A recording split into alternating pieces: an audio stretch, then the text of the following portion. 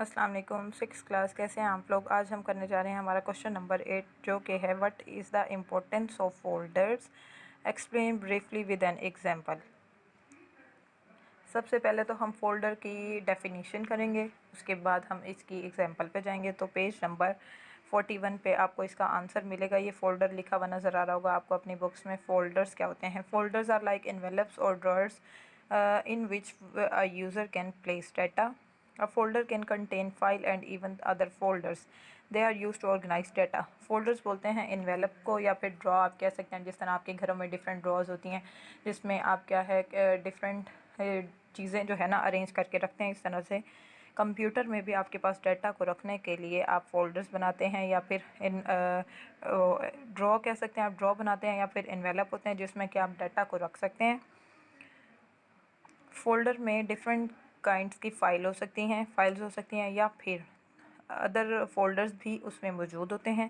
They are use to organize data, means के हम computer में डाटा को ऑर्गेनाइज फॉर्म में रखने के लिए फ़ोल्डर्स को यूज़ करते हैं। तो पेज नंबर 42 पे आपको इम्पोर्टेंस ऑफ फोल्डर मिल जाएंगी।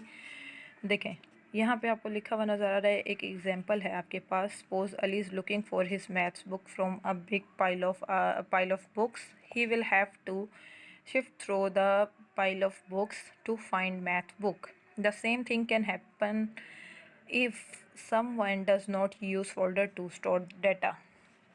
देखें, अभी आपको एक पिक्चर नज़र आ रही है। इस पिक्चर में क्या, big pile of books means बहुत सारी बुक्स का एक ढेर लगा हुआ है। और एग्जांपल में आपको ये बताया जा रहा है कि अली एक मैथ की बुक ढूंढ रहा है। अगर उसने मैथ की बुक ढूंढनी, अब यहाँ पे आपको डाटा जैसे बुक्स नज़र आ रही हैं, ये अनअरेंज्ड फॉर्म में है। इस तरह से बुक ढूंढने में तो बहुत मुश्किल होगी और उसको सारी बुक्स को सर्च करना पड़ेगा। इस तरह सेम यही सिचुएशन आपके साथ कंप्यूटर में होती है। अगर आप डाटा को अरेंज करके फ़ोल्डर्स में नहीं रखते तो आपके पास इसी तरह से डाटा जो है ना इकट्ठा हो जाता है। तो उसके बाद देखें, Ali can arrange books in the book shelves. अब यहाँ पे आपको बुक्स अनअरेंज, यहाँ पे उसने क्या किया, यहाँ पर बुक्स में से सर्च करने के बाद इस्लामियत की बुक्स का अलग फ़ोल्डर बना दिया है, उर्दू की बुक्स का अलग है, इंग्लिश, मैथ, साइंस, ये सारी बुक्स जो हैं देखें अरेंज करके फ़ोल्डर्स बना दिए गए हैं। तो इस तरह से क्या है कि आपके पास बुक ढूंढने में आसानी हो सकती है। सेम ऐसी सिचुएशन हमारे साथ घर में भी होती है। अगर आप अपने कपड़ों की अलमारी में बहुत सारे कपड़े एक साथ रख देते हैं लेकिन उनको अरेंज नहीं करते तो आपके पास इसी फॉर्म में वो नज़र आ रहे होते हैं। और जब आप अरेंज करके रखते हैं तो आपके पास ईज़िली जो है ना आप उसको सर्च कर सकते हैं।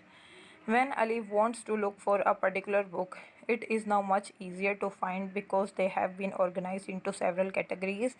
Similarly, data in a computer can be organized in the same way with the help of folder.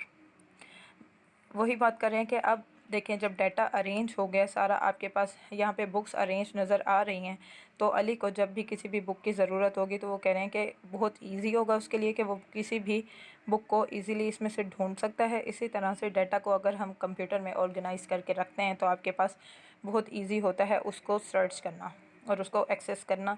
आपका ये आंसर यहाँ तक ही है, स्टार्ट होगा फ़ोल्डर से और आपने यहाँ तक ये पूरा करना है। ये डायग्राम भी ड्रॉ करनी है। यह आज का यही क्वेश्चन आपकी डायरी है। अल्लाह हाफिज़।